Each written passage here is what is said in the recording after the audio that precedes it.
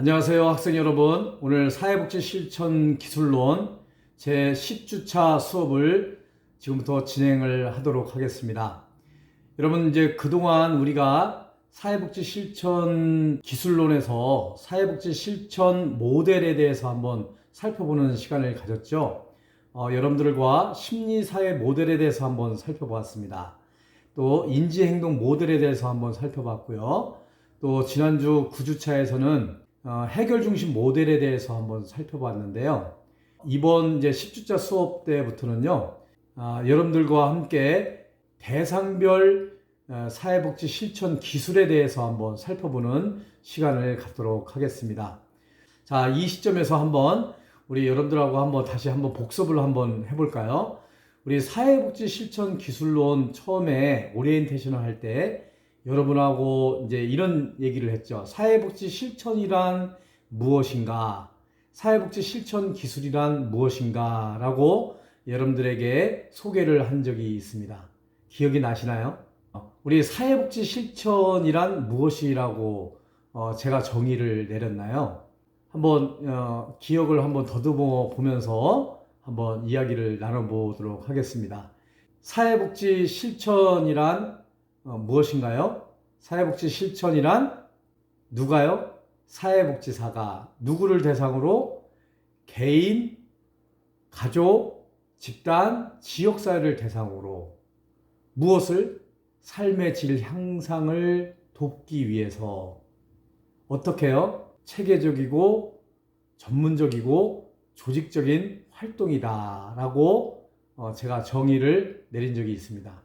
이것을 한번 조합해 가지고요, 다시 한번 정리를 하면요, 사회복지 실천이란 사회복지사가 개인, 가족, 집단, 지역사회를 대상으로 해서 삶의 질 향상을 위해 돕는 전문적이고 체계적이고 조직적인 활동이다 라고 정의를 할 수가 있을 것 같아요.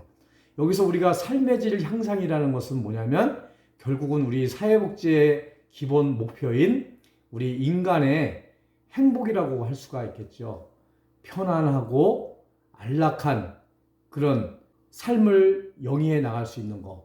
그것이 뭐 한마디로 정의를 한다면 행복이라고 이야기를 할 수가 있겠죠. 그래서 우리가 사회복지사가 개인, 가족, 집단, 지역사회를 대상으로 해서 개인이나 가족이나 집단이나 지역사회가 행복한 삶을 살아갈 수 있도록 우리 사회복지사가 도와주는 전문적이고 체계적이고 조직적인 그런 활동을 우리가 사회복지 실천이다라고 제가 정의를 내린 바 있습니다. 그러면 사회복지 실천 기술이란 뭐냐? 우리가 이런 사회복지 실천을 하는 데 있어서 필요한 스킬이죠. 기술이죠. 테크닉을 이야기를 한다라고 얘기를 했습니다. 그래서 지금까지 우리가 심리사회 모델, 인지행동 모델, 해결중심 모델은 주로 개인을 대상으로 해서 우리가 사회복지를 실천할 때 사용할 수 있는 실천 기법이고 실천 기술이라고 이야기를 할 수가 있겠어요. 그래서 우리가 개인, 가족, 집단, 지역사회를 대상으로 하는데요. 우리가 지금까지 사회복지 실천 모델, 심리사회 모델, 인지행동 모델, 해결중심 모델은 개인을 대상으로 하는 실천을 하는데 쓸 수 있는 개입 기법을 지금까지 배워왔습니다. 그래서 이제 이번 주부터는요, 여러분들하고 함께 이제 가족을 대상으로 하는 사회복지 실천 기술, 또 두 번째 집단을 대상으로 하는 사회복지 실천 기술, 또 지역사회를 대상으로 하는 사회복지 실천 기술, 이렇게 이제 사회복지 실천 기술을 배워나가도록 이렇게 하겠습니다. 그리고 이제 마지막으로 우리 사회복지 실천에 있어서 실천했던 모든 내용들을 기록하고 또 사회복지 실천을 평가하는 그런 단계까지 해서 이번 1학기를 마무리를 하도록 하겠습니다.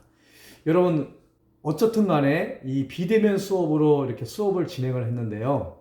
여러분들이 잘 성실하게 잘 따라오셔서 오늘까지 이제 10주차 수업을 벌써 이렇게 하게 됐어요.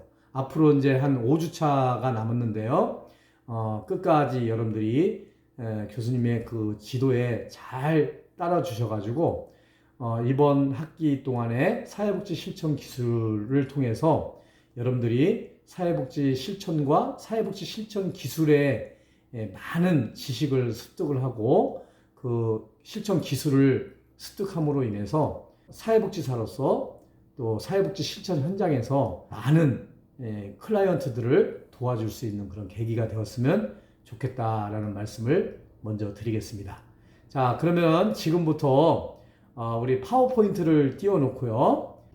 가족을 대상으로 하는 사회복지 실천 기술에 대해서 지금부터 한번 살펴보도록 하겠습니다. 이번 주와 다음 주 두 시간에 걸쳐서 가족을 대상으로 하는 사회복지 실천 기술 이렇게 배우겠는데요. 이번 주에는 가족 대상으로 하는 사회복지 실천 기술 해서 가족 개념과 가족 생활 주기 및 가족의 기능, 구조를 이해하는 그런 시간을 갖도록 하고요. 다음 시간 11주차에는 가족을 대상으로 하는 사회복지 실천 기술 해서 가족 문제를 사정하는 도구, 또 가족을 대상으로 하는 사회복지 실천 기법에 대해서 한번 살펴보는 그런 시간을 갖도록 하겠습니다.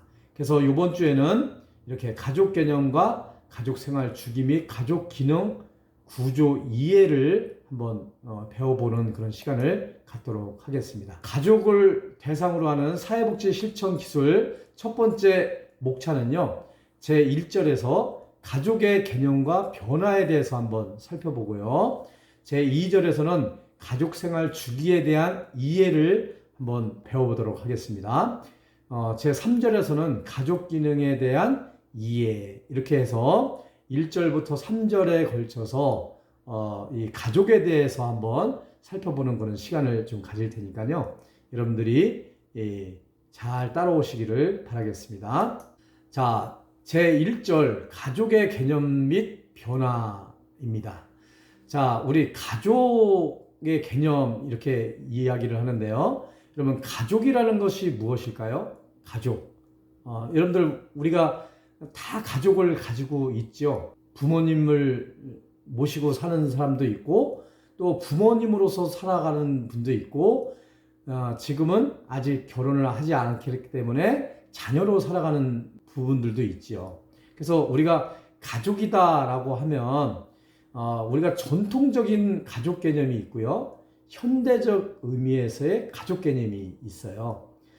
전통적 가족 개념은 혼인, 혈연 및 입양으로 이루어진 관계자들의 집단이며 이들은 의식주를 공동으로 해결하고 정서적, 정신적 유대와 공동체적 생활 방식을 갖는 집단을 전통적 의미의 가족 개념이다 라고 할 수가 있겠습니다. 여기서 중요한 단어는요, 혼인이에요. 전통적 가족 개념에서 이 가족이 되기 위해서 첫 번째 시작되는 게 뭐냐면 혼인으로부터 가족이 형성이 됩니다. 결혼을 하게 되면 이제 부부가 돼요. 부부가 된다는 것은 하나의 가정을 이루고 가족을 이루는 것의 출발점이죠. 결혼을 하게 되면 부부가 되면서 가족이 돼요. 부부가 결혼을 해서 부부가 되면 그 사이에 아이를 낳죠. 자녀를 갖게 됩니다. 그것을 우리는 혈연이라고 이야기를 해요. 혈연. 그래서 부부가 자녀를 생산하게 되면 그 자녀가 합쳐져서 가족이 될 수 있는 거죠. 그래서 피를 나눈 혈연, 혈연 관계가 되는 거죠. 그래서 전통적인 의미에서의 기본 단위는 혼인으로부터 부부 체계가 시작이 되고요. 부부가 자녀를 낳으면 자녀와 함께 부모와 자녀의 체계가 만들어지는 거예요. 그래서 부부 또 부모와 자녀 이런 관계에서 가족이라는 부분들이 만들어지는 거죠. 근데 우리가 결혼을 했지만 아이를 출산하지 못하는 그런 경우들이 있어요. 그래서 우리가 이제 출산하지 못했을 때 우리가 이제 할 수 있는 것 중에 하나가 입양을 하는 거죠. 그러니까 입양은 부모는 다른 부모인데 그 자녀를 내 자녀로 맞이하고요. 그 자녀는 부모는 다른 부모가 있지만 새로운 부모를 만나는 거예요. 그래서 가족관계 증명서 상에 등재를 하는 거죠. 그래서 혼인, 혈연, 입양으로 이루어진 관계자들의 집단이다라고 전통적 가족 개념에서는 이야기를 하고 있어요. 그래서 가장 전통적 가족 개념에서의 기본은 혼인과 혈연과 입양, 그리고 의식주를 공동으로 해결하고요. 정서적으로, 정신적으로 유대관계를 갖고 공동체적 생활 방식을 갖는 집단을 우리는 전통적 가족 개념이다라고 이야기를 하고 있습니다. 그런데 이런 전통적 가족 개념은 이제 현대 사회에 들어서면서 많은 변화를 이루고 있어요. 이 가족 개념의 변화가 이루어지고 있습니다. 그래서 하트만과 나이드는 둘 이상의 사람들이 친숙한 가족이라고 여기고 밀접한 감정적 유대와 가정이라는 생활 공간, 그리고 생물학적, 사회적, 심리학적 요구의 충족에 필요한 역할과 과제를 공유할 때 가족이다라고 한다. 이렇게 이제 새로운 가족 개념을 이야기를 하고 있습니다.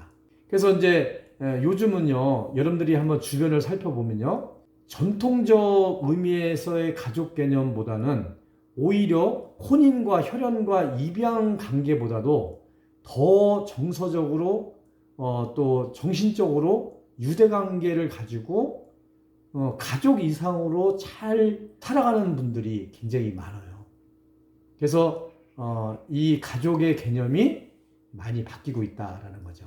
요즘 이제 가족이라는 것을 많이 써요. 그러니까 이제 회사에서도 우리 회사는 가족과 같은 분위기를 가지고 있다. 그래서 뭐 무슨 회사 무슨 그룹이다 그러면은 그냥 뭐 무슨 그룹 이렇게 얘기를 하지 않고 무슨 가족이다라고 이렇게 표현을 하면서 굉장히 가족이라는 그런 개념을 많이 사용을 하죠. 그리고 이제 친구 관계에서도 너무 절실한 그런 관계를 가지고 정서적으로 유대 관계가 강한 경우에는 실제 피를 나누지 않은 그런 혈연 관계가 아닌데도 불구하고 가족의 개념으로 살아가는 경우들이 굉장히 많고요.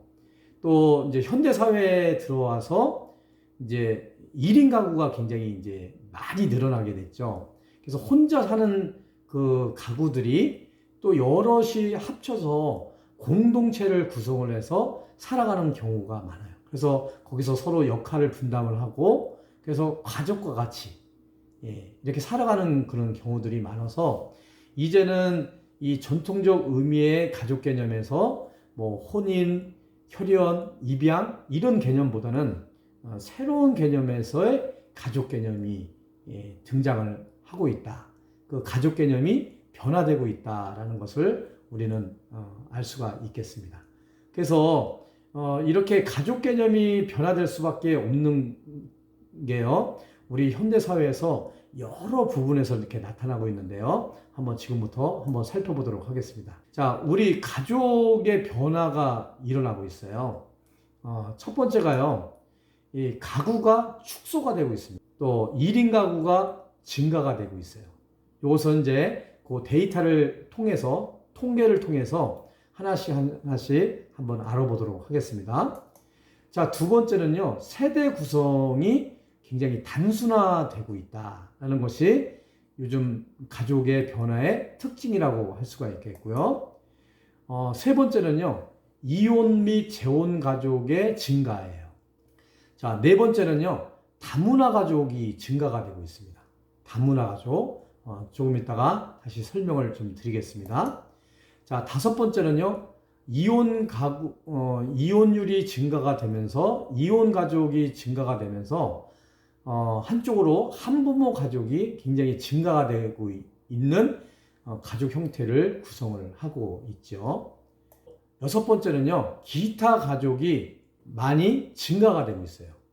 이것의 근본적인 원인은 우리가 이혼율의 증가에 따른 이 한부모 가족도 증가가 되는 반면에 조손 가족이 늘어나고 있어요. 조손 가족. 또 세터민 가족이 늘어나고 있죠. 세터민. 북한 이탈 주민이라고 하는데요. 요즘은 이제 세터민이라는 세터민이라는 용어를 사용을 하지는 않는데, 어쨌든 북한 이탈 주민들, 가족들이 점차 증가하는 추세로 우리나라의 이 가족이 변화되고 있다는 거예요. 그래서 1인 가구가 증가되고 세대 구성이 단순화되고 이혼과 재혼 가족이 증가가 되고 다문화 가족이 증가가 되고 한부모 가족이 증가가 되고 기타 가족들이 점차 증가되는 그런 추세로 진행되는 것이 우리 가족의 변화다라고 할 수가 있겠습니다. 자, 한번 그래서 분야별로 한번 살펴보면요. 주목할 만한 현상 중에 하나가 1인 가구가 증가가 되고 있다는 거예요. 예, 한 사람으로 구성된 가족이라고 할 수가 있겠죠. 한 사람으로 구성된 1인 가구가 굉장히 많이 증가가 되고 있다는 거예요. 우리 1980년도에 보면요. 1인 가구가 전체 가구의 4.8%였어요. 근데 2000년도에 들어서면서 15.5%예요. 그런데 2010년도에 23.9%로 증가가 됐거든요. 그래서 지금 현재는 2020년 아니에요? 지금은 거의 28.7% 정도 되는 걸로 제가 알고 있어요. 거의 30%에 육박하고 있죠. 그러면 전체 가구 중에 10가구 중에 3가구는 거의 1인 가구다라고 볼 수가 있는 거죠. 그건 굉장히 많은 거죠. 그래서 1인 가구의 증가가 굉장히 두드러지게 나타나고요. 그 상대적으로 보면요. 1980년도에 6인 가구, 5인 가구가 20%, 29.8% 정도 됐어요. 그런데 2010년도에는 5인 가구가 6.2%고요. 6인 가구는 1.8%예요. 그래서 우리 전체 우리 가족의 그런 구성 분포를 보게 되면요. 점차 1인 가구가 증가가 되고 2인 가구도 못지않게 증가가 돼서 이 옛날 1980년대까지만 해도 상당히 대가족 제도였다면 지금 현재에 와서는 거의 1인 내지는 2인 가구가 많이 이루어져 있고요. 특히 1인 가구가 굉장히 많이 증가가 되고 있다는 측면에서 이 가족의 엄청난 변화가 이루어지고 있다는 거죠. 자, 두 번째 이제 특징은요. 65세 이상 인구에서 1인 가구의 증가가 노인 부양 문제와 관련해서 주목을 받고 있다라고 할 수가 있는 거죠. 그래서 전체 1인 가구가 이게 늘어나고 있는 것도 문제지만 그 1인 가구 내에서 65세 이상 인구가 1인 가구로 살아가는 경우들이 굉장히 많다는 거죠. 그러다 보니까 이 노인이 되다 보면 노인 빈곤 문제가 있게 되고요. 노인이 홀로 사시다 보면 이 국가적으로 사회적으로 이 노인들에 대한 부양 문제가 굉장히 문제가 되고 있다라는 거죠. 그래서 우리 사회복지적인 차원에서 노인복지 차원에서 이 65세 이상 인구가 1인 가구가 자꾸만 증가가 되고 있다는 것은 사회복지적인 측면에서도 굉장히 부담으로 와닿는 그런 부분들이라고 할 수가 있겠어요. 그 1세대 가구가요, 한 세대만 있는 가구가 1990년도에는 16.9%였는데요. 2000년도에 들어와서는 28.7%예요. 그리고 3세대 이상의 가구가 49.6%고 2000년대에서는 30.8%. 그 1인 가구가 굉장히 많이 늘어났죠. 1990년도에 8.9%였는데 2000년도에 16.2%였습니다. 그래서 2010년도를 기준으로 했을 때 전체를 한번 비교를 해보면요. 1인 가구가 18.1%예요. 근데 여기서 그 노인 65세 이상 노인의 분포가요. 14.1%, 20.8%, 20.4%를 차지를 해서 굉장히 많은 그런 퍼센테이지를 차지하고 있다라는 거죠. 그래서 우리 사회적으로도 국가적으로도 이 65세 이상 인구에 대한 1인 가구 증가에 대해서 특별한 관심을 가져야 될 그런 상황들이고요. 이 가족복지 차원에서도 심각한 문제라고 할 수가 있겠습니다. 다음은요, 3세대 가구의 감소가 뚜렷하게 나타나고 있고요. 1세대 가구가 최근 30년 사이에 7.7배로 크게 증가가 하고 있어요. 그래서 1세대 가구가요, 1980년도에는 8.3%였는데요. 2010년도에는 17.5%고요. 15년도에는 19.2%, 또 2030년도에는 24.2%로 추정을 하고 있어요. 3세대는 점점 이 표를 보면요. 1980년도에는 16.5%였는데 2010년도에는 6.1%, 2030년에 가서는 4% 정도 된다는 거죠. 그러니까 거의 할아버지, 부모님, 자녀 이 3세대가 살아가는 경우는 거의 없어진다라고 이렇게 볼 수가 있는 거죠. 그러니까 1인 가구는 반대로 굉장히 이제 높아진다는 거죠. 1980년도에 1인 가구가 4.8%였는데요. 이것이 2010년도에는 23.9%예요. 그러니까 2015년도가 27.1%로 전망을 했었는데요. 지금 2020년도에 들어와서는 28.7% 정도 되는 걸로 제가 알고 있어요.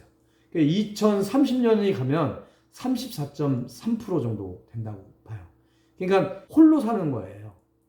근데 홀로 사는 건데 결혼을 안 하고 젊은 사람들이 혼자 사는 거는 뭐 노동 능력이 있고 또 그것을 유지할 수 있는 능력이 있어서 문제는 없지만 이 노인이 1인 가구로 살아갈 때는 여러 가지로 사회적으로 국가적으로 부양을 해야 되는 그런 부분들이 있어서 많은 문제점을 야기를 할 수가 있겠죠. 자, 그 다음에요. 핵가족의 비율이 지속적으로 증가한다는 거예요. 핵가족. 전체 가구가요. 1980년도에는 747만 가구였어요. 그 중에서 부부 가구가 6.4%, 부부와 미혼 자녀가 56.5%, 또 한부모와 미혼 자녀가 10%, 그리고 직계가족, 부부와 양친, 그래서 0.6%, 부부와 양친과 자녀 10.4% 이렇게 차지를 했었거든요.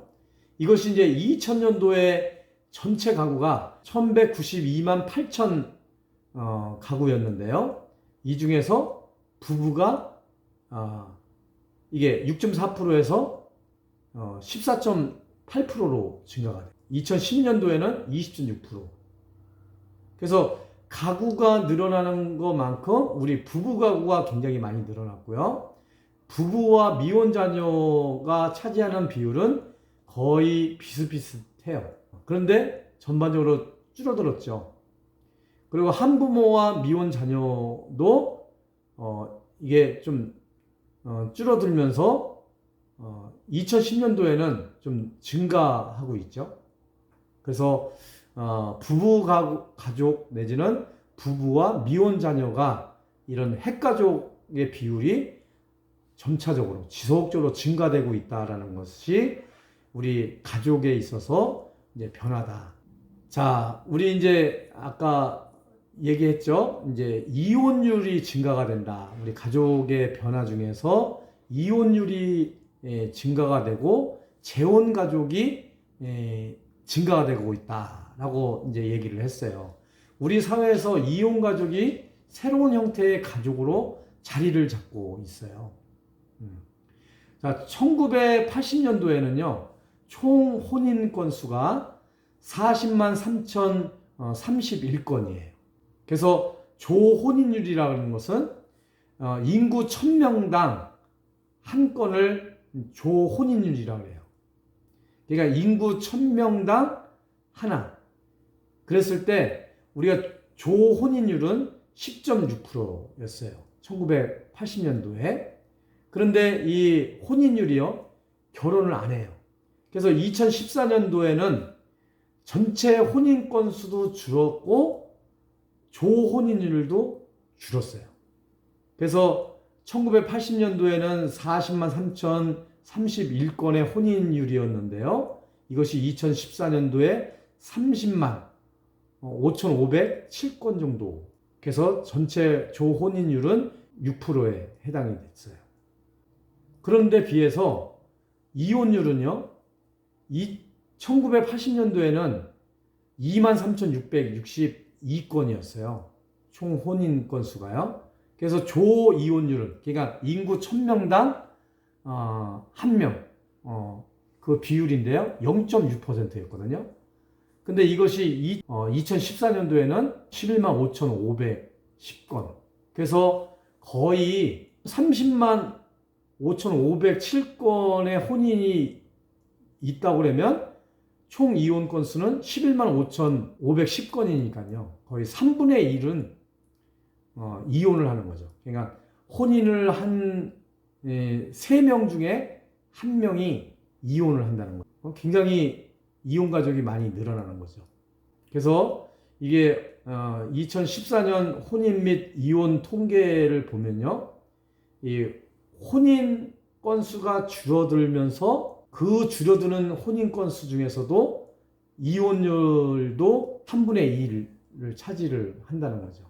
그러니까 굉장히 이혼율이 높다라고 할 수가 있겠습니다. 근데 이제 이혼율의 이제 증가도 있지만요, 이혼 가족의 증가에 따라서 재혼 가족도 증가하는 추세예요. 그러니까 전체 재혼 건수는요, 1980년도에는 31,341건이었거든요. 이 31,341건 중에서 초혼남과 재혼녀가 15.3%고요. 재혼남과 초혼녀의 경우가 굉장히 높아요. 그러니까 45%. 그리고 재혼남과 재혼녀가 39.8% 이렇게 차지하던 것이 2014년도에는요, 재혼 건수가 67,600건 중에서 초혼남과 재혼녀가 18.4%를 차지했고요. 재혼남과 초혼녀가 12.0%, 그리고 재혼남과 재혼녀가 35.5% 이렇게 차지를 했습니다.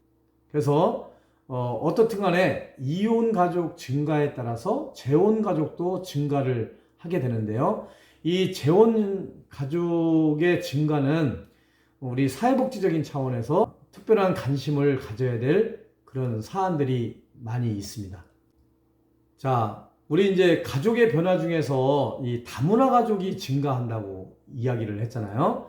최근에 들어와서 이 다문화 가족의 증가 현상이 나타나고 있어요. 외국인과의 혼인 건수를 보면요, 총 혼인 건수가 2008년도에는 32만 7,715건 중에서요, 외국인과의 혼인이 36,204건이었어요. 전체 혼인 중에 11%를 차지를 하고 있어요. 그래서 전체 혼인 건수에 대비해서 2010년도에는 10.5%, 2012년도에는 8.7%, 또 2013년도에는 8% 정도, 2014년도에는 7.6%를 차지를 해요. 그래서 전체적으로 전체 혼인 건수 중에서 약 7%에서 한 10% 정도를 우리 다문화 가족들이 차지를 하고 있다라는 거죠. 그래서 이 다문화 가족으로 인해서 발생되는 우리 사회복지적인 차원에서 많은 문제를 또 가지고 있어요. 그래서 이 다문화 가족에 대한 이 가족 변화에 따라서 우리 사회복지 실천에 있어서 많은 문제를 야기를 하고 있고요. 현재는 다문화 가족 지원 센터를 중심으로 해서 이 다문화 가족의 많은 문제점, 또 다문화 가족을 케어하는 그런 일들을 하고 있는데요. 우리 다문화 가족의 증가에 따른 우리 사회복지 실천 기술에 대해서 한번 살펴봐야 될 부분들이라고 할 수가 있겠습니다. 자, 그 다음에 한부모 가족의 증가인데요. 한부모 가구는 2005년에 137만 가구에서 2011년도에는 163만 9천 가구로 증가가 됐고요. 2015년도에는 178만 3천 가구로 지속적으로 증가가 되고 있어요. 한부모 가족은 이해를 하시죠? 이혼한 가구예요. 이혼이나 사별이나 불가피하게 한쪽 부모만 있는 거죠. 그냥 엄마와 자녀, 모자 가정이라고 그러죠. 아빠와 자녀, 그러니까 부자 가정, 모부자 가정.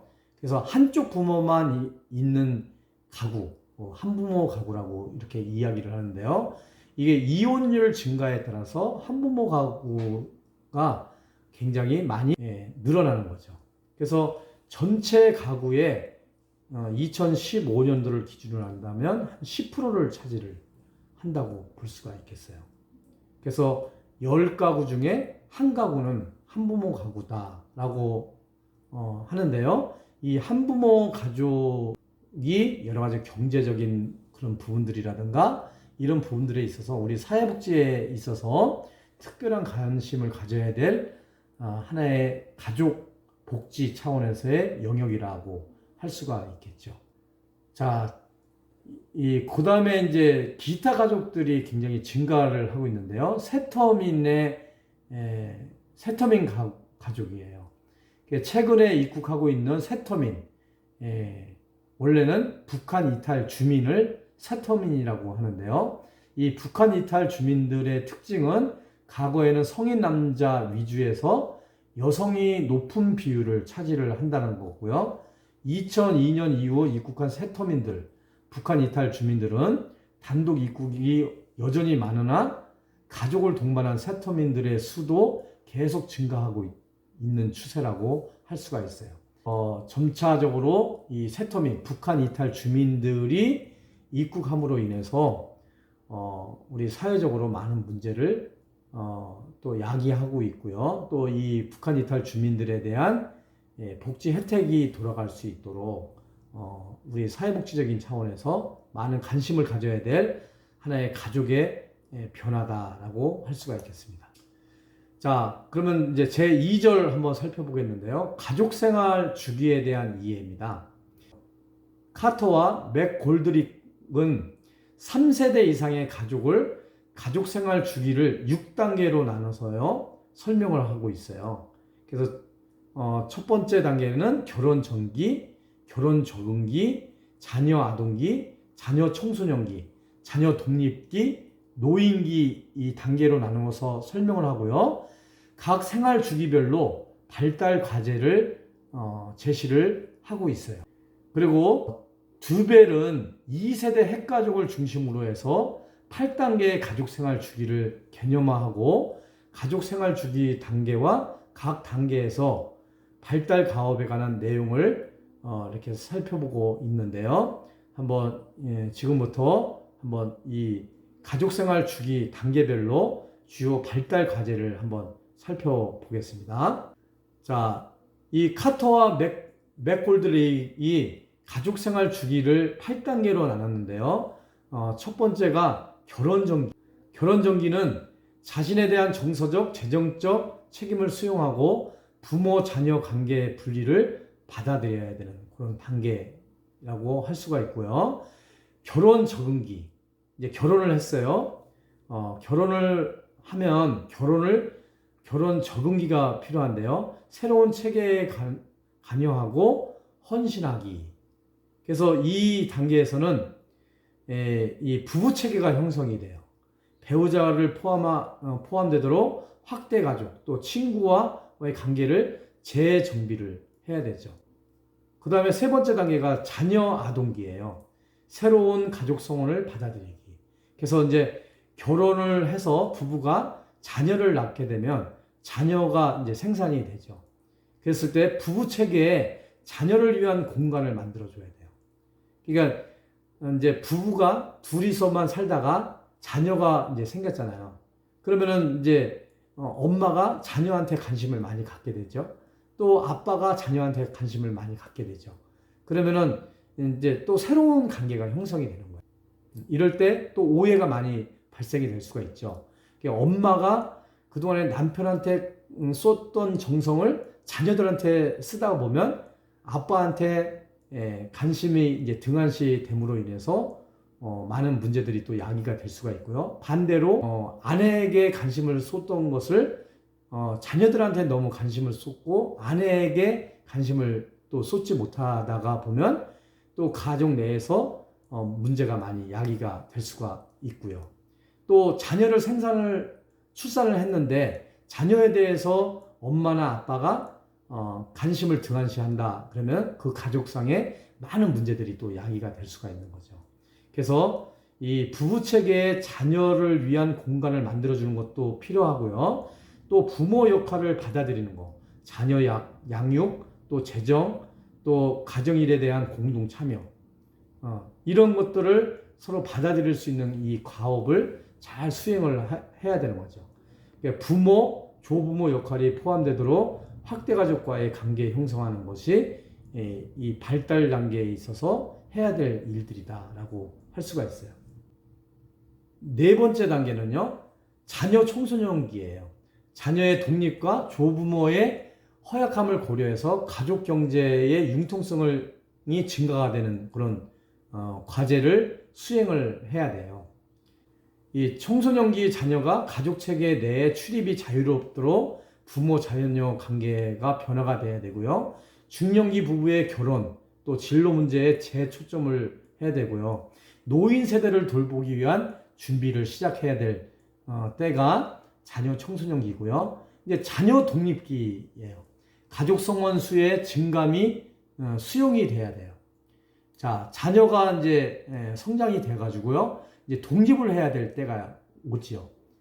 결혼을 하게 되잖아요. 그러면 뭐 며느리를 맞이해야 될 준비, 또 사위를 맞이할 준비, 새로운 가족을 받아들여야 될 그런 준비가 돼야 되는 거죠.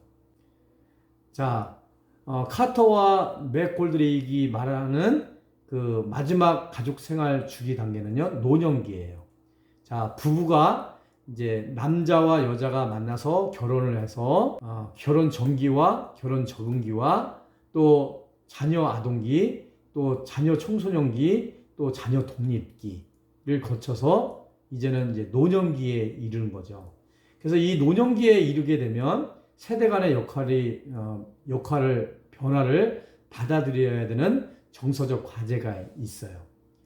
그래서 이제 신체적으로 쇠퇴하는 것에 직면하면서 자신과 부부의 기능과 관심사를 이제 잘 유지하는 거 필요하고요. 또 배우자와 형제, 또 친구의 죽음에 대처하면서 자신의 죽음에 대비하며 삶을 되돌아보고 통합하는 거, 이러한 이제 가족 체계의 변화에 따라서 과업을 수행을 해야 된다라고 카터나 맥골드릭이 가족 생활 주기를 개념화시켰다라는 거죠. 그래서 이 8가지 이 단계별로 우리가 이루어져야 될 그 과업들을 잘 수행할 때 행복한 가족이 될 수가 있고요. 또 안정적이고 평안한 그런 가족이 될 수 있다라는 거죠. 자, 두벨은요, 2세대 핵가족을 중심으로 해서 8단계 가족생활 주기를 개념화했는데요. 이 두벨의 가족생애 주기는요, 첫 번째 단계가 결혼 부부예요. 아내와 남편 이렇게 이루어지는 거고요. 그래서 이 결혼 부부는 상호 만족하는 부부관계를 성립하고 임신과 부모됨에 적응을 하고 친족관계에 참여를 할 수 있도록 가족 발달 단계에 따른 과업을 수행을 하게 되고요. 자녀 출산 가족이 되죠. 두 번째 단계는 아내이면서 엄마가 되고요. 남편이면서 아빠의 역할을 하게 되고, 유아 같은 경우는 딸이나 아들이 되겠죠. 그래서 유아 발달 환경 조성 및 적응을 해야 되고요. 부모와 유아에게 만족스러운 가정을 조성하는 그런 과업을 수행을 해야 된다라고 이야기를 하고요. 3단계는 학령 전 자녀 가족인데요. 그 이 단계에서는 학년 전 자녀의 욕구와 관심을 격려하고 성장을 촉진하도록 적응을 해야 되고요. 에너지 고갈과 사생활 축소에 대처를 해 나가야 되는 거죠. 그 다음에 네 번째는 학령기 자녀 가족인데요. 학령기 가족의 공동체에 참여를 하고 자녀의 학업 성취를 격려해주는 그런 과업을 잘 수행을 해야 된다는 거고요. 다섯 번째는 청소년 자녀 가족인데요. 자유와 책임의 균형을 유지를 하고 부모의 관심과 경력 형성을 잘 할 수 있도록 이렇게 해야 된다라고 이야기를 하고요. 그 여섯 번째는 청년 자녀 독립 가족이에요. 이때는 청년 자녀 떠나보내며 적절한 의식과 지원을 제공하고 지지적인 가정의 토대를 유지할 수 있도록 해야 된다. 일곱 번째 중년기 부모는요, 결혼관계를 재정립하고 노인 세대와 젊은 세대의 유대를 유지하는 것이 가업이 되겠습니다. 자, 노년기의 가족은요, 사별과 홀로 되는 것에 대해서 대처를 잘 해야 되고요. 노화에 대한 적응이라든가 은퇴에 대한 적응, 이런 가업들을 수행하는 그 8단계로 이렇게 이야기를 했습니다. 이번 시간에는 카터와 맥 골드릭이 제시하고 있는 이혼 및 재혼 가족의 발달 단계와 가업에 대해서 한번 살펴보겠는데요. 카터와 맥 골드릭이 얘기하는 이혼 가족의 발달 단계와 가업은요, 첫 번째, 이혼이 결정이 되게 되면 부부간의 긴장관계를 지속함으로써 충분히 해결할 수 없음을 수용을 해야 된다. 이때 발달 가업은 결혼 실패를 초래한 자신의 잘못을 수용하는 것을 잘 수용을 해야 된다는 거죠. 그 다음에 이혼을 결정을 하게 되면요, 두 번째 단계는 가족 해체 계획을 수립을 해야 된다는 거예요. 체계의 모든 부분을 위해서 실행할 수 있는 준비를 하는 거예요. 자녀의 양육권은 어떻게 할 것인고, 또 방문은 어떻게 할 거고, 재정 문제는 어떻게 할 것인가를 협력해야 되고요. 학대 가족과 이혼 문제를 함께 다뤄야 돼요. 그러니까 이제 남편하고 아내하고 남편하고 뭐 이혼을 했다라고 결정을 했다 할지라도 부모님하고 상의를 해야 되고요. 그 이제 학대 가족들하고 이 문제를 모아야 된다고 할 수가 있겠죠. 자, 그 다음에 이제 3단계는요, 별거를 하게 됩니다. 따로 살게 되는 거죠. 이때 이제 협력적 공동 부모 관계를 지속하고 아동에 대한 재정 원조 함께하기, 또 배우자에 대한 애착을 해결하기 위해서 노력을 해야 되겠죠. 그래서 이때 별거 단계에서 발달 가업은요, 함께 살아온 가족 성원의 상실 애도하기, 또 본인의 학대 가족과의 관계, 배우자의 학대 가족과의 관계를 재조정하고 재정립하는 것, 이것이 필요하죠. 그러니까 양쪽 부모님들, 또 형제 자매들, 뭐 고모 이모, 이 관계를 정립하는 것이 이때 발달 가업으로서 해야 될 그런 단계다라고 할 수가 있겠어요.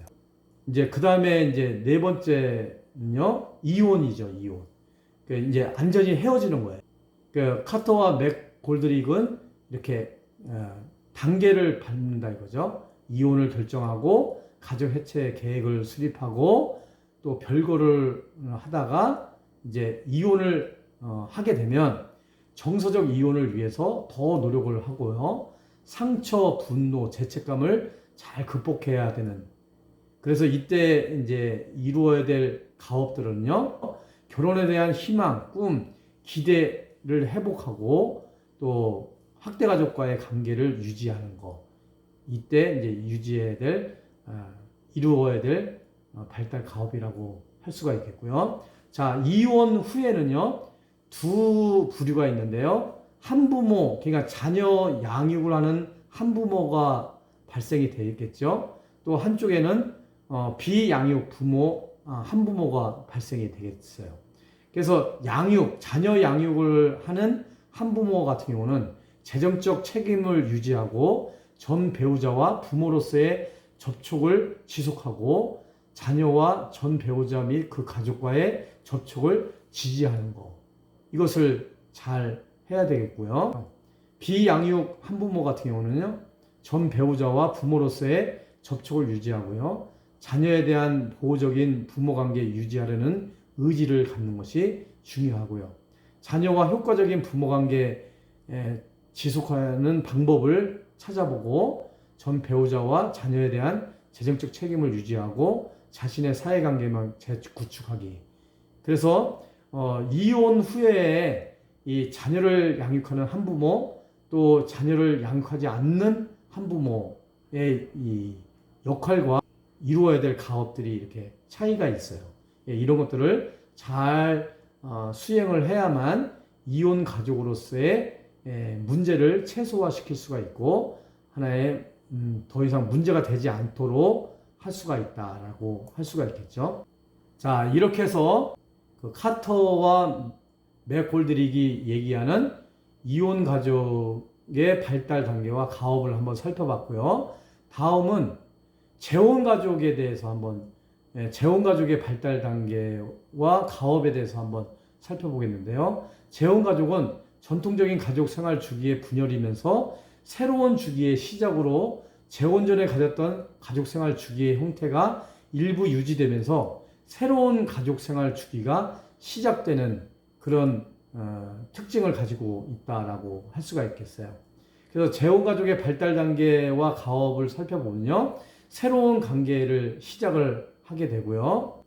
그 다음에 새로운 결혼 생활과 가족에 대한 개념화와 계획을 세워야 합니다. 세 번째 단계는요, 재혼과 가족의 재구성입니다.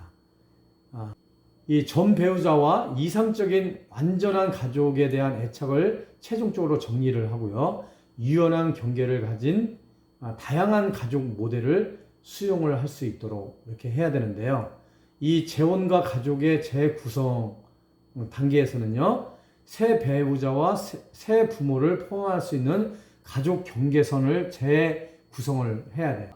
그 다음에 이제 친부모, 비양육 부모라든가 조부모, 확대 가족과의 모든 자녀와의 관계를 위한 공간을 마련을 하고요, 새로운 가족의 통합을 증진시키기 위해서 추억이나 역사를 공유하는 이런 가업들을 잘 수행을 해가지고요, 어차피 한번 이혼을 했던 그 가족이 재혼을 하게 되면 또 새로운 출발점이잖아요.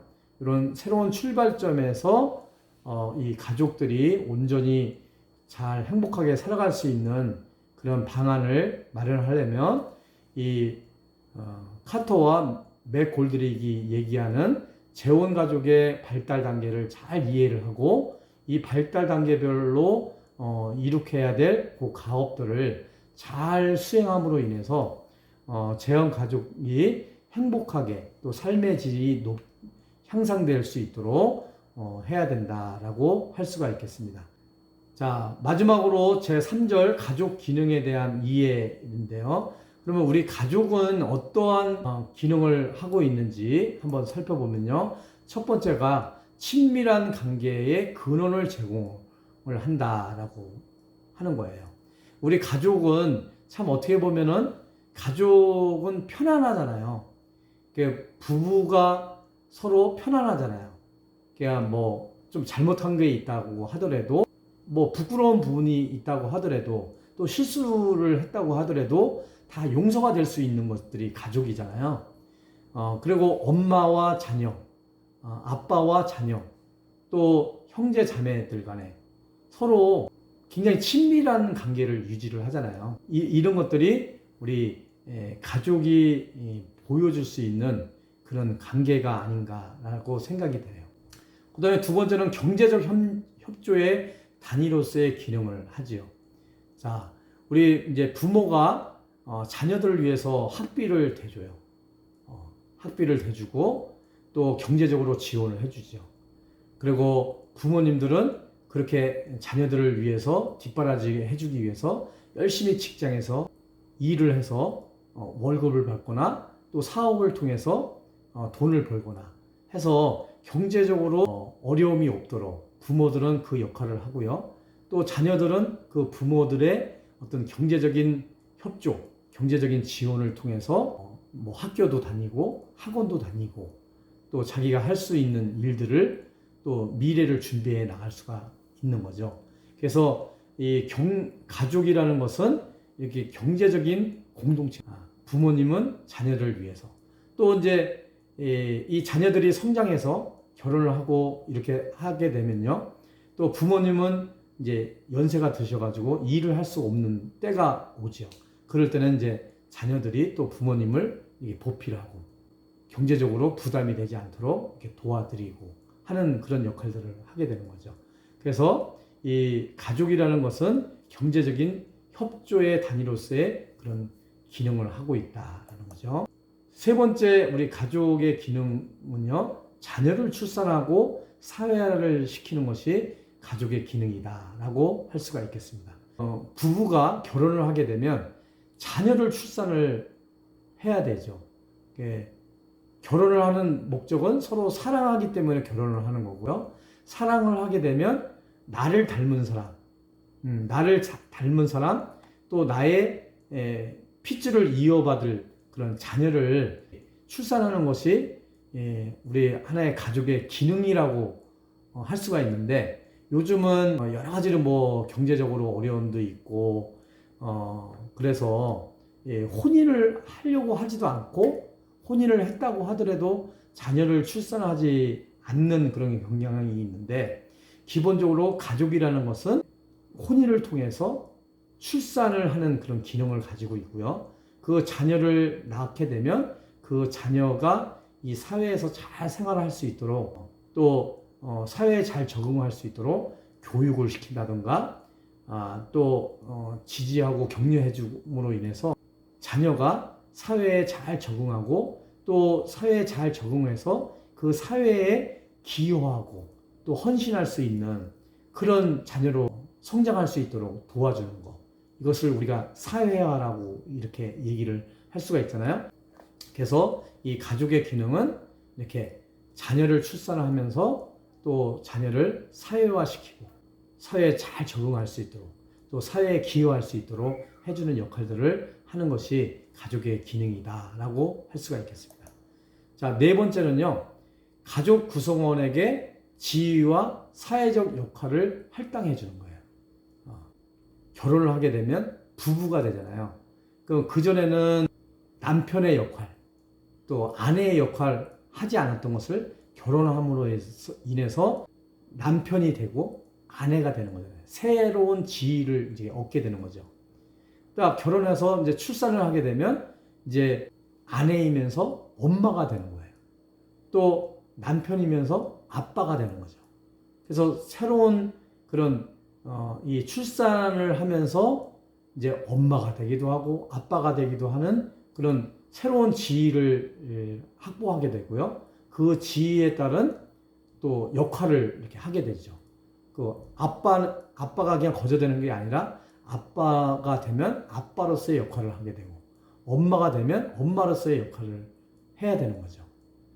그래서 이제 엄마가 되고, 또 자녀가 결혼을 하게 되면 또 그 엄마는 할머니가 되고, 또 아빠는 할아버지가 되고, 그래서 이런 가족이라는 것은 하나의 이렇게 새로운 지위를 확보하기도 하지만, 또 사회적으로 또 새로운 역할들을 이렇게 수행을 하면서 그 자녀들이 사회 곳곳에서 또 국가적으로도 어떤 역할들을 할 수 있도록 하는 그런 역할들을 하는 것이 가족의 기능이다라고 할 수가 있겠습니다.